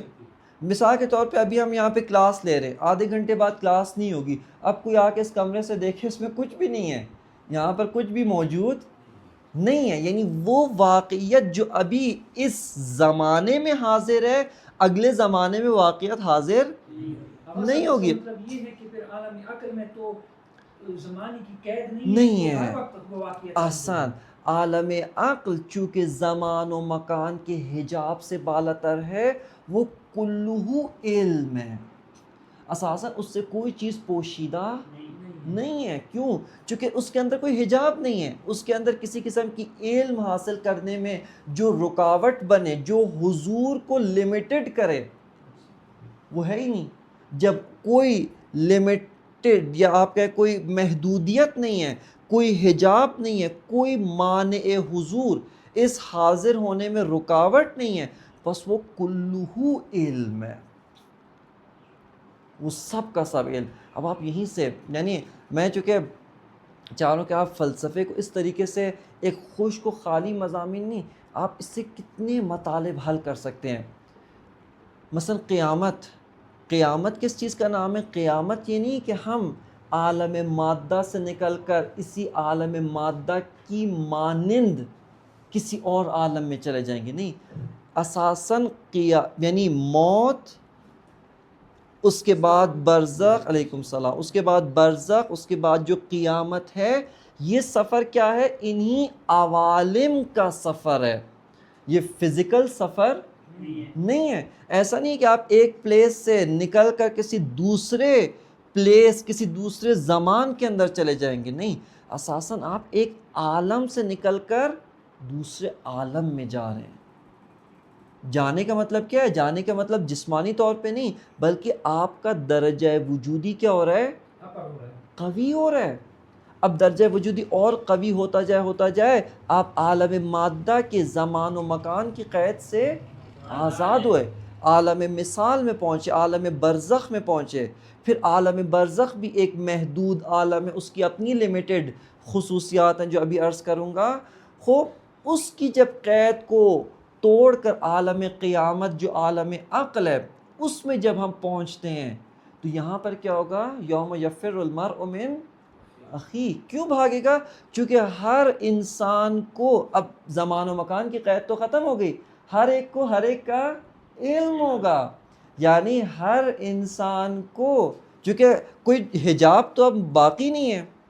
یعنی یہاں پر اس عالم مادہ کے اندر ابھی مجھے آپ کا علم نہیں ہے، آپ کی خصوصیت کیا ہے ان کا علم نہیں ہے، کیونکہ ابھی حجاب موجود ہے. ابھی آپ ایک واقعیت ہے، میں بھی ایک واقعیت ہوں، لیکن آپ کی واقعیت میرے نزدیک حاضر نہیں ہے. کیوں؟ چونکہ اس حضور واقعیت کے مابین بہت ساری رکاوٹیں موجود ہیں، موانع موجود ہیں. اب اگر ہم ایک ارتقاء وجودی کے نتیجے میں یہ رکاوٹیں ختم کرتے جائیں، خب کیا ہوگا؟ وہ تمام واقعیات جن کا ہمیں پہلے علم نہیں تھا، اب ان کا کیا ہوگا؟ علم ہوگا. ہاں آسان. یہ اس کو یوم تبلی السرائر کیا مطلب؟ یعنی اس دن حقائق تو ابھی بھی موجود ہیں، لیکن حقائق کیا ہے؟ پوشیدہ ہیں. کیا مطلب پوشیدہ ہیں؟ مطلب یہ کہ نہ حقائق پوشیدہ، انسان پوشیدہ ہے، ہماری آنکھوں پہ حجاب ہے. خب آپ کیا کریں؟ ان تھوڑا سا اپنا رتبہ وجودی بالاتر کریں، خب جیسے آپ کا رتبہ وجودی بالاتر ہوگا یہ حجابات اس کٹ دنیا جائیں میں گے. بھی possible ہے. اب اگر یہ جو آپ نے کہا کہ ان آنکھوں سے دیکھیں گے، دیکھیں دوبارہ آپ کو اس کا علم ہوگا. مثال کے طور پہ آپ خوشحال ہوتے ہیں، خوشی محسوس کرتے ہیں، تو آپ کو خوشی کا علم آنکھوں سے ہوتا ہے. اپنی خوشی دیکھیں، مجھے آپ کی خوشی کا علم تو آپ کے چہرے کو دیکھ کے ہوتا ہے، لیکن آپ کو یہ معلوم ہو کہ میں خود بہت خوشحال ہوں، اس کا علم کیسے ہوتا ہے؟ آنکھوں سے نہیں ہوتا. اس کو آپ یعنی اس کو کہتے ہیں علم حضوری، صحیح ہے نا، یعنی آپ بغیر کسی واسطے کے. اسی طرح چونکہ جب زمان ہو، چونکہ آنکھوں کی حواس خمسہ، یہ جو ہمارے 5 سینسز ہیں، یہ فقط اس عالم مادہ کی جو پراپرٹیز ہیں جس میں اس کو درک کرتے ہیں، ان کا علم حاصل کر سکتے ہیں. جتنے بھی نیچرل سائنسز ہیں یہ سب کے سب عالم مادہ کی خصوصیات کو درک کرتے ہیں. لیکن آپ جیسے ہی عالم مادہ سے باہر نکلیں گے، عالم مادہ سے باہر نکلیں گے، یہ حواس خمسہ کیا ہو جائیں گے؟ ختم ہو جائیں گے، یا اس کو آپ کہہ لیں کہ محدود ہو جائیں گے، صحیح ہے نا. بس وہاں پر اب معلوم ہوا کہ عالم عقل وجودات علمی ہے. کیوں علمی ہے؟ ہر حقیقت دوسری حقیقت کے نزدیک حاضر ہے. ہاں ایک محدودیت موجود ہے، اور وہ محدودیت کیا ہے؟ اس کی اپنی ذات، اس کی اپنی ذات اور ماہیت. کیا مطلب؟ یعنی دیکھیں عقل اول اس میں اور خداوند متعال میں کوئی رکاوٹ اور حجاب نہیں ہے. ہاں اس کی رکاوٹ اور حجاب خود وہ ہے کہ وہ چونکہ ایک محدود وجود ہے، وہ کبھی بھی لامحدود علم حاصل نہیں کر سکتا. چونکہ خداوند متعال یعنی واجب الوجود ایک لامحدود وجود ہے، ان لمیٹڈ ایگزسٹنس رکھتا ہے، لہٰذا وہ کبھی بھی اس کا احاطہ بس جو تمام کی تمام جو آپ کہہ لیں محدودیت ہے وہ خود اس کی اپنی ذات ہے. اپنی ذات و ماہیت سے ہٹ کر کوئی اور محدودیت نہیں ہے. معراج بہت پیچیدہ بات ہے، اس کے 2 پہلو ہیں. ایک پہلو اس کا واقعاً زمینی سفر ہے، سبحان الذی اسریٰ بعبدہ لیلا من المسجد الحرام الی المسجد الاقصی. ایک اس کا زمینی سفر ہے، ایک اس کا عوالم کا سفر ہے. فدنا فتدلی فکان قاب قوسین او ادنا، یعنی قاب قوسین 2 کمان، قوس کمان کو کہتے ہیں، یہ 2 کمان کون سے تھے؟ ماہیت. یعنی کیا فرق فقط کیا تھا؟ وہ واجب ہے، یہ ممکن ہے. وہ وجود ہے، یہ وجود محدود ہے. توجہ کر رہے ہیں؟ یعنی جو بہت خطرناک بات ہے. یعنی یہ جو 2 قوس کا فرق ہے، فکان قاب قوسین او ادنی، یعنی کتنا؟ فدنا فتدلی. رسول اکرم خداوند متعال کے نزدیک ہوئی. نزدیک ہوئی کا کیا مطلب ہے؟ فزیکلی نہیں، اساساً جب خداوند متعال ایک مادی حقیقت نہیں ہے، ایک فزیکل جسم نہیں ہے، خب اس سے نزدیکی کبھی بھی زمان و مکان کی نزدیکی مراد نہیں ہو سکتی. خب اب آیت کیا کہتی ہے؟ آیت کہتی ہے فدنا، نزدیک ہوئے، فتدلی کہاں تک؟ فکان قاب قوسین او ادنا، یہاں تک کہ فقط اس میں اور ان میں کتنا فاصلہ رہ گیا؟ 2 کمان کا. فلسفی لحاظ سے 2 کمان کا مطلب یہ یعنی 2 کمان یہ بھی جسم ہے. یہ کیا بتا رہا ہے؟ یعنی 2 چیزوں کا کس چیز کا؟ ایک وہ لامحدود ہے، یہ محدود ہے. دوسرا وہ کیا ہے؟ یعنی فرق کس کا ہے؟ وہ واجب الوجود ہے، یہ وجود فقری ہے، وگرنہ اس کے جتنے کمالات ہیں وہ سب کے سب اس میں موجود ہیں. فرق کس چیز کا ہے؟ کہ وہ مستقل ہے یا مستقل نہیں ہے. واجب الوجود دیکھیں یہاں پہ کیا مطلب؟ واجب الوجود کے کمالات اس میں موجود ہیں، یعنی خدا نے ان کو دے دیا. اسی کو مثال میں کہتا ہوں، ابھی سورج کی لائٹ یہاں موجود ہے یا نہیں ہے؟ ایک لمحے کے لیے اگر فاصلہ آ جائے کیا ہو جائے گا؟ دینے کا مطلب فزیکلی طور پہ نہیں کہ خدا نے ان کو دے دیا تو نعوذ باللہ خداوند متعال خالی ہو گیا. چونکہ کل آپ علت اور معلول کی جو بات تھی اس کے اندر میں نے عرض کیا تھا علت اور معلول کا جو قاعدہ ہے, علت جب معلول کو ایجاد کرتا ہے علت میں کوئی کمی و نقص نہیں آتا. مثال کے طور پہ یہ جو علم الفاظ کے ذریعے میں ابھی بیان کر رہا ہوں, خب یہ آیا میرے نفس میں موجود ہے یا نہیں ہے؟ موجود ہے. آیا جب میں نے بیان کیا میری ذات میں کوئی کمی آ گئی؟ نہیں آئی, کوئی کمی نہیں آئی. اسی طرح علت حقیقی, نہ علت حقیقی کل عرض کیا تھا, مفصل بات کی تھی اس کے بارے میں کہ عالم مادہ, عالم جسم و جسمانیت میں کبھی علت حقیقی موجود نہیں ہو سکتی.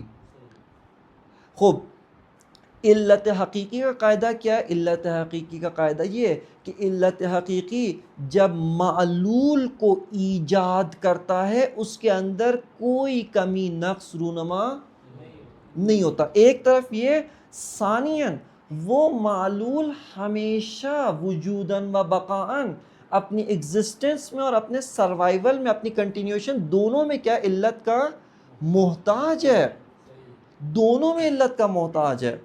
بس یہاں پر یہ جو آپ کی خدمت میں عرض کیا کہ عالم عقول وجودات علمی ہیں, یعنی وہاں پہ اساساً کوئی حجاب, کوئی رکاوٹ نہیں ہے. علت حقیقی کل عرض کیا تھا, یعنی علت اور معلول کی بات تفصیل سے عرض کی تھی. خلاصہ میں آپ کی خدمت میں عرض کروں, علت یعنی کاز, معلول یعنی ایفیکٹ. علت حقیقی وہ ہوتی ہے کہ جو اپنے معلول کے وجود کو ایجاد کرتی ہے, یعنی جو اپنے مثال کے طور پہ میں علت حقیقی کو اگر سمجھنا چاہتے ہیں, اگر ابھی آپ اپنے ذہن میں ایک تصویر کو ایجاد کریں, کسی گھوڑے کی تصویر بنا لیا آپ نے اپنے ذہن میں, آپ اس تصویر کی علت حقیقی ہیں. یعنی آپ نے اس کو, چونکہ آپ کے ایجاد کرنے سے پہلے تو موجود نہیں تھی, صحیح ہے نا, کاغذ کی بات نہیں کر رہا, ذہن میں اپنے نفس میں آپ نے کیا کہ علت حقیقی کی تصویر ایجاد کی ہے. یہ تصویر آپ کی معلول ہے, آپ کا نفس, آپ کا جو وجود ہے یہ اس کی علت ہے, یہ علت حقیقی ہے. وگرنہ یہ جو ہم یہاں پہ کام کرتے ہیں, مثال کے طور پہ آپ اگر یہ چیز بناتے ہیں, آپ اس کی علت حقیقی نہیں ہیں. علت حقیقی کے اور کافی سارے قواعد ہیں, وہ عرض کیے تھے. بس عالم مادہ, عالم عقل کلن عالم علمی ہے. اسی طرح اس سے ہمیں یہ بھی حاصل ہوا, قیامت کی بات عرض کی کہ وہاں پر ہمیں جو تبھی قیامت کے اوصاف میں سے کیا ہے کہ ہر ایک کو ہر ایک کا علم ہوگا. کس چیز, اچھا دوسری بات, اور کس چیز کا علم ہوگا؟ جسموں کا علم نہیں ہوگا, حقیقت کا علم ہوگا.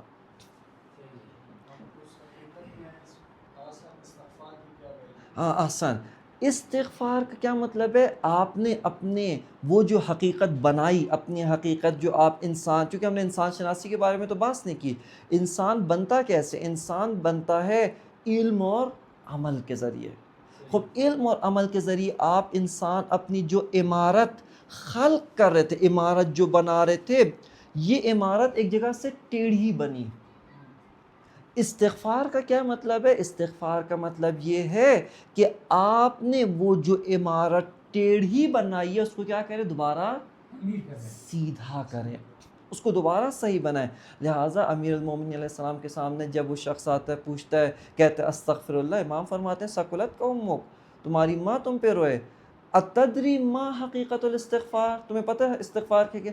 وہ جو 6 ارکان امام نے استغفار کے بیان کیے ہیں, وہ اسی چیز کو بیان کرتا ہے کہ استغفار کا مطلب کیا ہے. تم نے اپنے وجود کو جو ٹیڑھا بنا لیا ہے, اللہ نے تمہیں انسان بنایا تھا, تم نے اپنے اعمال کے ذریعے کیا بنا لیا ہے؟ جانوروں سے بھی پست, صحیح ہے نا. یہاں پہ کیا کرو, اس کو ذرا دوبارہ سیدھا کرو, اس کو دوبارہ واپس انسانی حقیقت و انسان. پس قیامت کے دن ہمیں ایک دوسرے کی حقیقت کا علم ہوگا.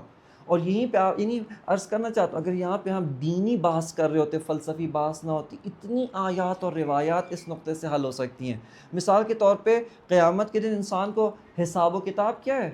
حساب و کتاب یہ ہے کہ میں قیامت میں لائن میں کھڑا ہوں گا, ایک دفتر مجھے دیا جائے گا کہ یہ تم نے کیا ہے, تم نے نہیں کیا نا.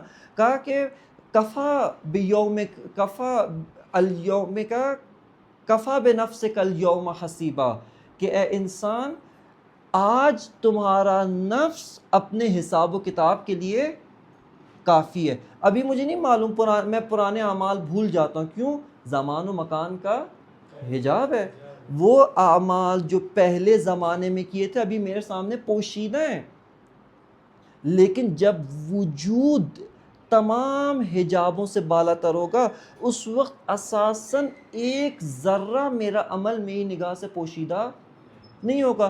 بس حساب و کتاب کیا ہے؟ حساب و کتاب یہی ہے کہ اب تم فقط اپنے آپ کو دیکھ لو. اپنے آپ کو دیکھ لو کا مطلب جسم کو دیکھنا نہیں ہے. سمجھ آ رہی ہے بات؟ چونکہ اب تو کوئی حجاب نہیں ہے اساساً. لہٰذا یہاں پہ اتنی زیادہ یعنی ان مباحث سے آیات اور روایات حل ہوتی ہیں کہ انسان جو ہے وہ شگفت آمیز ہو جاتا ہے، یعنی حیرت میں پڑ جاتا ہے. بس یہاں پہ کلن عالم عقل کی ایک خاصیت کیا ہے؟ وجودات علمی ہے، کوئی حجاب موجود نہیں. کلن حضور ہے، ہر وجود ہر واقعیت دوسرے کے نزدیک حاضر ہے، اس شرط کے ساتھ کہ اس علم کی اس میں صلاحیت موجود ہو. عالم عقل میں کسی وجود کا ہونا کیا اس کی ذات کا کمال ہے؟ مثال کے طور پر ائمہ معصومین علیہ السلام جو عالم عقل کی برترین سطح پہ یا انبیاء علیہ السلام.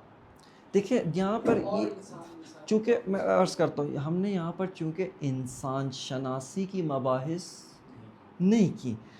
دیکھیں اساساً ہم بھی توجہ کریں، ابھی آپ کے سامنے ایک قاعدہ میں نے کل بیان کیا تھا، اس کے اوپر غور کریں. اساساً جو فاقد الشیء ہوتا ہے وہ کبھی بھی موتی الشیء نہیں ہو سکتا. آپ کو جو ایجاد کیا گیا ہے عالم مادہ کے اندر، ایسا تو نہیں ہے کہ آپ عالم عقل میں نہیں تھے، آپ بھی عالم عقل میں تھے، وہاں سے ایجاد ہو کے عالم مثال میں آئے، وہاں سے ایجاد ہو کے. یعنی یہ کیونکہ علت و معلول کے قواعد آخر تک جاری رکھے. دیکھیں جب عمارت بنانی ہے نا، اس عمارت کے اندر تمام قواعد و ضوابط علیت و معلولیت کے سب اپنی جگہ مد نظر رکھیں. اساساً ہم عالم عقل، عالم مثال و ان سے گزر کے عالم مادہ میں آئے ہیں. فاقد الشیء موتی الشیء نہیں ہوتا. خوب ہم اب عالم مادہ میں آئے، ہماری علت نے ہمیں ایجاد کیا، درست ہے. خوب علت نے جب ایجاد کیا تو ہم اس علت میں نہیں تھے. قاعدہ کیا کہتا ہے؟ قاعدہ فلسفی آپ تھے.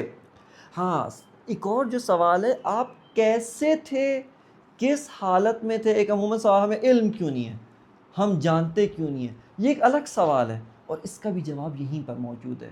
آپ کو علم پتہ کیوں نہیں ہے؟ چونکہ آپ کدھر آگے عالم مادہ میں. عالم مادہ کی خاصیت کیا ہے؟ مکان، حجاب. حجاب یہاں پہ اب آپ حل کر سکتے ہیں الستو بربکم، یہ جو عہد الست تھا ہمیں کیوں نہیں یاد؟ عالم مادہ میں ہے. عالم مادہ کی خاصیت کیا ہے؟ حجاب. حجاب زمان و مکان کا ہونا ہے، یعنی وہ حقائق ابھی ہمارے سامنے حاضر نہیں.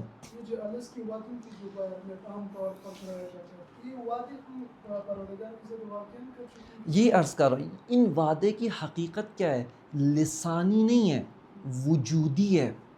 یعنی یہ جو وعدے ہیں یہ وعدے زبانی نہیں ہے کہ ہم سے زباناً کہا گیا ہو. چونکہ آیا الست ایک لمبی چوڑی بات ہے. کلن عرض کرنے کا مقصد کیا تھا کہ وہ جو عوالم ہیں اب جیسی عالم مادہ سے بالاتر ہوتے ہیں، آپ زمان و مکان کی قید سے نکل جاتے ہیں. زمان و مکان کی قید فقط عالم مادہ میں. لہٰذا بہت سی چیزیں جو ہم سے پہلے یعنی ہمارے عالم مادہ میں آنے سے پہلے کا مطلب دوبارہ کیا ہے؟ زمانی نہیں ہے. چونکہ آپ جیسی عالم مادہ سے نکل رہے ہیں، پہلے کا مطلب زمانی نہیں ہے. اس کو 100 مرتبہ آپ نے اپنے ساتھ کیا کرنا؟ تسبیح لے کے کہ عالم مادہ میں زمان و مکان ہے، عالم مادہ سے باہر زمان و مکان نہیں ہے. بس پہلے کا مطلب کیا ہے؟ رتبہ وجودی. جب آپ اوپر والے رتبے میں تھے زمان و مکان نہیں تھا. خب پھر ہمیں وہ رتبہ وجودی ابھی یاد کیوں نہیں ہے؟ عالم مادہ میں آنے کی وجہ سے. خوب یہاں پہ عالم عقل کی خصوصیات. اب اسی سے عالم مثال جو ہے نا، دیکھیں عالم مثال کا دوسرا نام کیا؟ عالم برزخ. اچھا یہ جو نام ہے نا، ان ناموں کا ابھی جو دینی کانسیپٹ ہے اس کو ذرا ایک سائڈ پہ رکھ کے پہلے آ کر ہم ان کا ذرا فلسفی جو کانسیپٹ دیکھتے ہیں. برزخ کا کیا مطلب ہے؟ برزخ کا مطلب ہے ان بٹوین، جو بیچ میں ہے. یعنی برزخ اس عالم کو کہتے ہیں جو عالم عقل و عالم مادہ کے درمیان میں ہے. اچھا، یہ درمیان میں ہونے کا مطلب کیا ہے؟ درمیان میں ہونے کا مطلب یہ ہے کہ اچھا، دوسری طرف سے باقی تمام قواعد فلسفی کو ذہن میں رکھیں. کوئی بھی عالم تشکیک کے اساس پہ جو مرتبہ وجود جہاں پر ہے اس سے اوپر نیچے ہل نہیں سکتا. وجودی باس ہے اساساً، وہ اسی رتبہ وجودی کے اندر، اس سے اوپر نہیں جا سکتا، نیچے نہیں جا سکتا. اسی طرح عالم برزخ وہ ایک ایسا وجودی سٹیٹ، ایک ایسا وجودی مرتبہ اور اس کے لیول کا نام ہے جس کے اندر ایک پہلو سے عالم عقل کی شباہت پائی جاتی ہے، ایک پہلو سے عالم مادہ کی شباہت پائی جاتی ہے.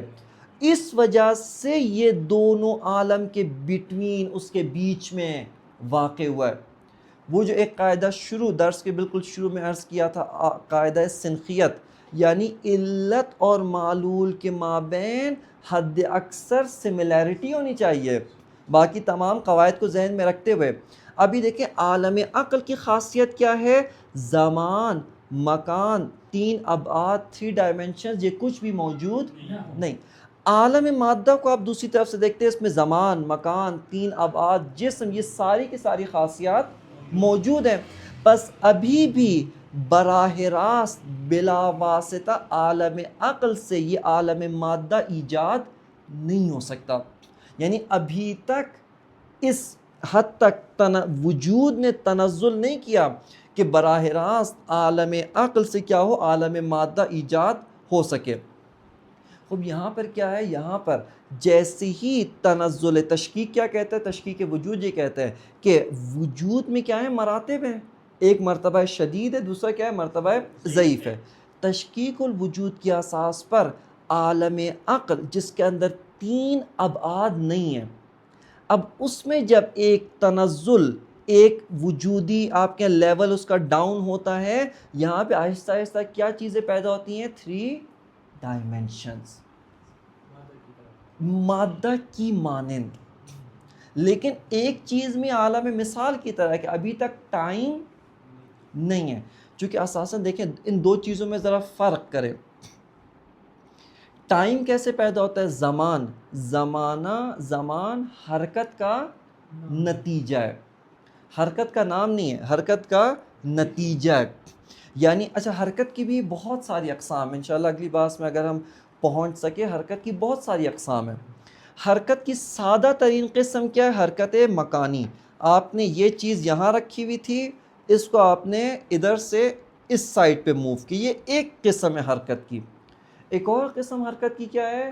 مثال کے طور پہ پودا جو ایک بیج تھا، اب اس کے اندر ایک حرکت ہو رہی ہے، نہ قد بڑا ہو رہا ہے بلکہ وہ حرکت کیا رہی ہے؟ نموف. یعنی آپ محسوس کر رہے ہیں کہ پہلے اس کے اندر ایک کمال موجود نہیں تھا، اب آہستہ آہستہ وہ کمال اس کے اندر پیدا ہو رہا ہے. خوب، اب یہ ایک اور حرکت کی قسم ہے. زمان کسے کہتے ہیں؟ اس حرکت کی میجرمنٹ کا نام زمان ہے. یعنی یہ کمال نہ ہونے سے اس کمال کو حاصل کرنے تک کا جو فاصلہ ہوتا ہے، اس فاصلے کو زمان کہتے ہیں. صحیح ہے نا؟ اب آپ آئیں، یعنی عالم عقل نہ زمان ہے نہ مکان ہے. اب آہستہ آہستہ کیا چیز پیدا ہو رہی ہے اس کے اندر؟ 3 ڈائمنشنز. لیکن یہ 3 ڈائمنشنز کیسے ہیں؟ یہ 3 ڈائمنشنز اس طرح سے ہیں جس کے اندر کوئی تبدیلی اور تغیر نہیں ہے. یعنی اساساً کیوں تبدیلی اور تغیر نہیں ہے؟ چونکہ اس کے اندر ابھی کسی اور مزید کمال کو حاصل کرنے کی صلاحیت نہیں ہے. جس لیول کے اوپر، جس کمال کے لیول کے اوپر موجود ہے اسی لیول پہ رہے گا، اس سے اوپر بھی نہیں جا سکتا، اس سے نیچے بھی نہیں جا سکتا. پس جب اس کے اندر مزید کمالات کو حاصل کرنے کی صلاحیت، ایبیلیٹی، استعداد موجود نہیں ہے، لہٰذا وہاں پر زمان بھی نہیں ہے، حرکت بھی نہیں ہے. لہٰذا عالم مثال کی جو سب سے واضح خصوصیت ہے وہ کیا ہے کہ اس کے اندر 3 ڈائمنشنز ہیں، 3 ابعاد ہیں، جسم ہے، لیکن وہ جسم حرکت نہیں کر سکتا، یعنی اس جسم کے اندر تبدیلی و تغیر رونما نہیں ہو سکتا، چینج رونما نہیں ہو سکتا. کیوں چینج نہیں ہو سکتا؟ اس وجہ سے نہیں ہو سکتا اس کے اندر چینج ہونے کی ایبیلٹی موجود نہیں. اس کی مثال تو جب ہم عالم مثال میں جائیں گے تب ہی دیکھیں گے نا.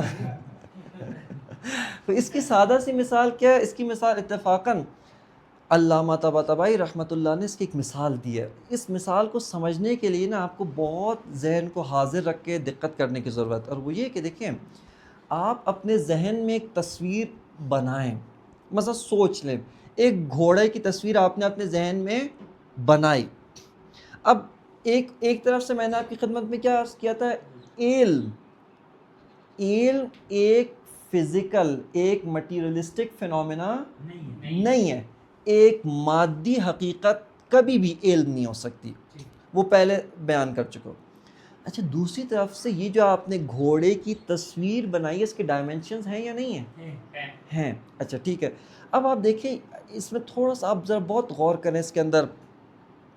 آپ اس گھوڑے کی تصویر کو توڑ کر 2 حصوں میں تقسیم کر سکتے ہیں؟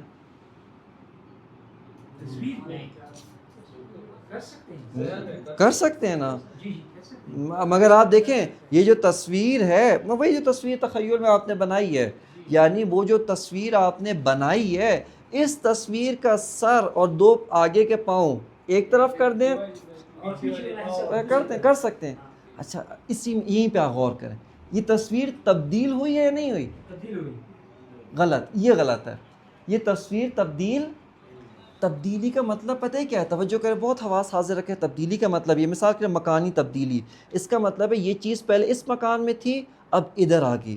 جب ادھر آئی ہے تو پہلے والی نہیں رہی، در حالی کہ آپ نے وہ جو گھوڑے کی تصویر کو 2 حصوں میں بانٹا ہے، اصلی تصویر ابھی تک محفوظ ہے. علامہ طباطبائی کہتے ہیں یہاں پر آپ نے کیا کیا ہے، یہاں پر وہ جو اصلی تصویر تھی وہ تبدیل ہو کر 2 تصویروں میں تقسیم نہیں ہوئی، بلکہ آپ نے کیا کیا، وہ تصویر اپنی جگہ پر محفوظ ہے، اپنی جگہ پہ موجود ہے. اسی کے ملتی جلتی آپ کے ذہن نے 2 اور تصویروں کو خلق کیا ہے، کیونکہ اساساً علم اور وہ جو تصویر تھی اس کے فزیکل ڈائمنشن یعنی 3 ڈائمنشنز تھے، لیکن اس کے اندر ٹائم نہیں، چونکہ اس کے اندر اساساً کسی اور چیز میں تبدیل ہونے کی صلاحیت موجود نہیں ہے.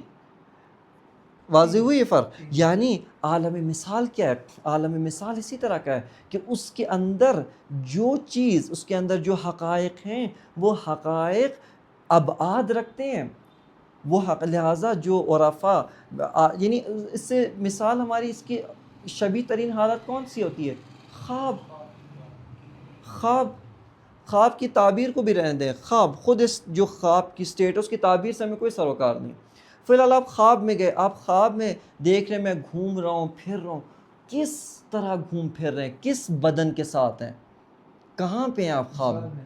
آپ خواب میں یہ تو آپ کی جو فزیکل باڈی ہے یہ تو آپ کے بستر پہ رکھی ہوئی ہے وہاں پہ. لہٰذا خواب کی دنیا میں ہم جن ڈائمنشنز کے ساتھ زندگی بسر کر رہے ہوتے ہیں یا جن ڈائمنشنز میں ہوتے ہیں وہ کیا ہوتے ہیں، اس کو کہتے ہیں یہ جسم مثالی ہے، یہ عالم مثال ہے. عالم مثال کا کیا مطلب ہے؟ یعنی مادی دنیا نہیں ہے لیکن ڈائمنشنز موجود ہیں لیکن حرکت نہیں ہے. اب یہاں پر ایک اور چیز آپ اسی سے عالم مادہ، اب دیکھیں عالم مثال کی ایک اور کوالٹی کیا ہے، اس کو اب ذرا توجہ کریں اس کے، تاکہ ہمیں عالم مادہ تھوڑا سا اور سمجھ میں آ سکے. اب جب وجود نے عالم عقل سے اس کے اندر تنزل پیدا ہوا، 3 ڈائمنشنز، ایک پھیلاؤ آ گیا، یعنی وجود کیا ہو گیا، اسکیٹرڈ ہو گیا، پھیل گیا، لیکن ابھی بھی یہ وجود اتنا قوی ہے کہ یہ مختلف زمانی ٹکڑیوں میں تقسیم نہیں ہوا ہے. عالم مثال میں زمان نہیں ہے. دیکھیں زمانہ کیا ہے، زمان کس چیز کا نام ہے؟ ابھی ایک عرض کیا ہے، اس کو ایک اور جہت سے دیکھیں. جب وجود اتنا ضعیف ہو جائے کہ وہ ایک ثبات کی حالت میں خود کو سنبھال نہ سکے. ثبات کا مطلب کانسٹنٹ ہونا نہیں ہے. ایک ہے سکون اور ایک ہے ثبات. سکون کیا ہوتا ہے؟ یہ جسم حرکت کر سکتا ہے لیکن ابھی حرکت نہیں کر رہا, اس کو کہتے ہیں ساکن ہے. صحیح ہے. ثبات کیسے کہتے ہیں؟ ثبات کہتے ہیں کہ اساساً اس میں تغیر کی ایبلٹی موجود نہیں ہے. کیوں ایبلٹی موجود نہیں ہے؟ چونکہ جتنے تغیر کیوں رونما ہوتا ہے؟ ایک وجود میں کمال نہیں ہے, اس سے بالاتر کمال کو حاصل کرنے کے لیے تغیر رونما ہوتا ہے. اس کے اندر جتنے کمالات تھے وہ اگر اکٹھے ایک ساتھ, جتنے کمالات تھے کا مطلب کیا ہے؟ جتنے کمالات اس کے لیے پاسبل ہے, ممکن ہے. خب یہ سارے کمالات اس میں ہوں, اس کو تبدیلی کی ضرورت ہے؟ اس کو تبدیلی کی ضرورت نہیں. لہٰذا عالم مثال کے اندر کیوں زمانہ نہیں ہے؟ کیونکہ درجہ وجودی اس کا قوی ہے عالم مادہ سے. کس جہت سے قوی ہے؟ اس طرح سے قوی ہے.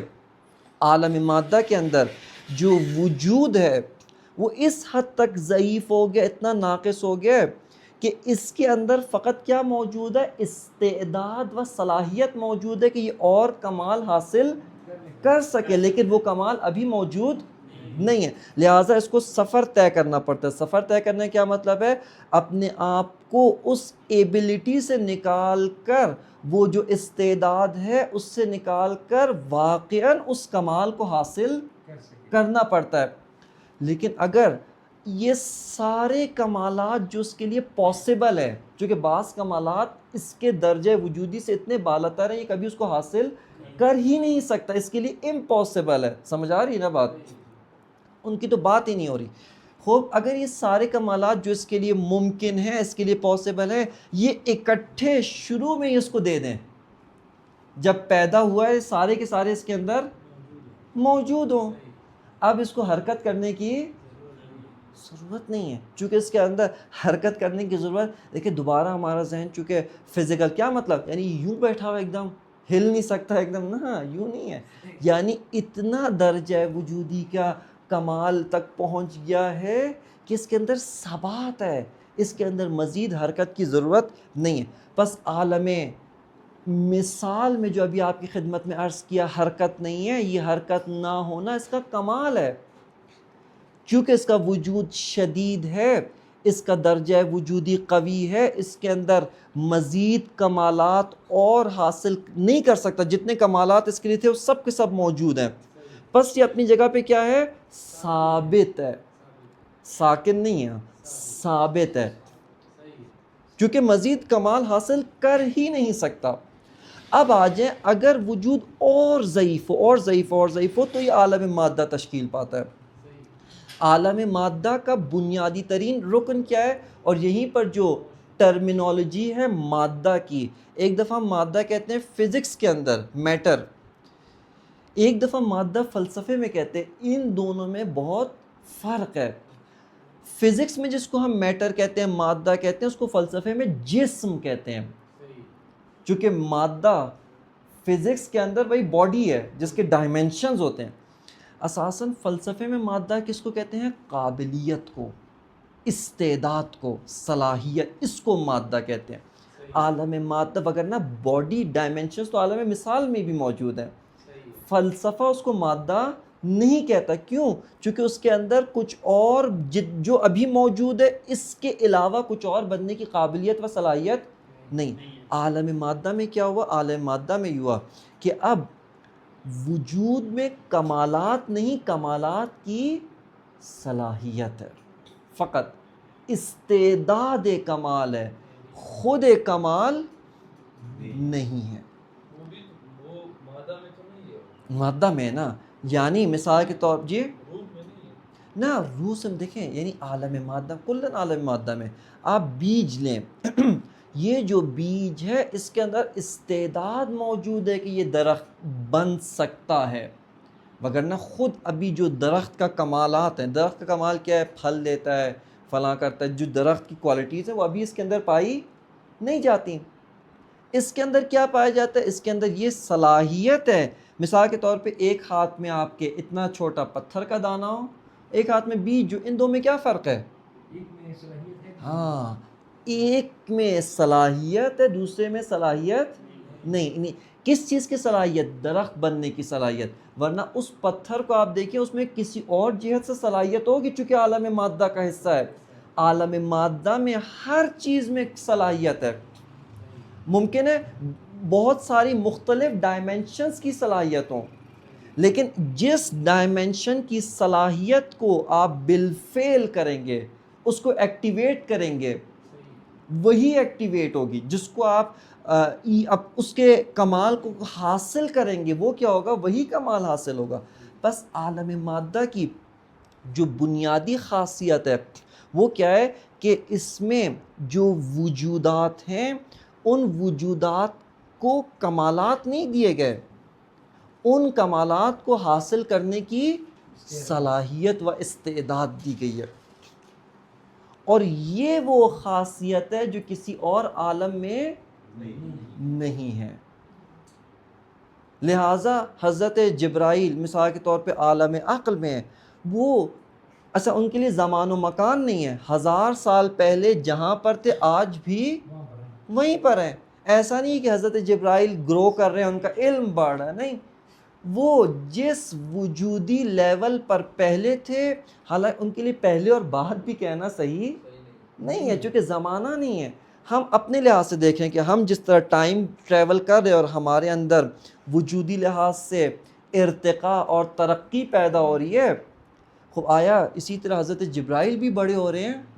نہیں، ان کو جس لیول پہ پیدا کیا گیا ہے اسی لیول پر ہیں، رہیں گے اور ہمیشہ رہیں گے، یعنی ثابت ہیں، چونکہ ان کے وجود میں جتنے کمالات کی صلاحیت تھی وہ سب ان کو دے کر پیدا کیا گیا ہے۔ لیکن انسان اس طرح نہیں، انسان کو عالم مادہ میں جو پیدا کیا گیا ہے، یعنی آپ کے اندر بہت کچھ بننے کی صلاحیت رکھی ہے، اب یہ آپ کے اوپر ہے کہ آپ کتنی محنت کر کے ان صلاحیتوں کو حاصل کر سکتے ہیں، ان کمالات کو حاصل کر سکتے ہیں۔ بس یہاں پر ہم پہنچے عالم مادہ کے اندر، انشاءاللہ عالم مادہ کی اور کیا خصوصیات ہیں اور مزید کیا اس کی پراپرٹیز اور خواص و کریکٹرسٹکس ہیں، انشاءاللہ اس کو اگلے درس کے اندر آپ کی خدمت میں بیان کریں گے۔ وصلی اللہ علی سیدنا و نبینا محمد و آلہ الطیبین الطاہرین۔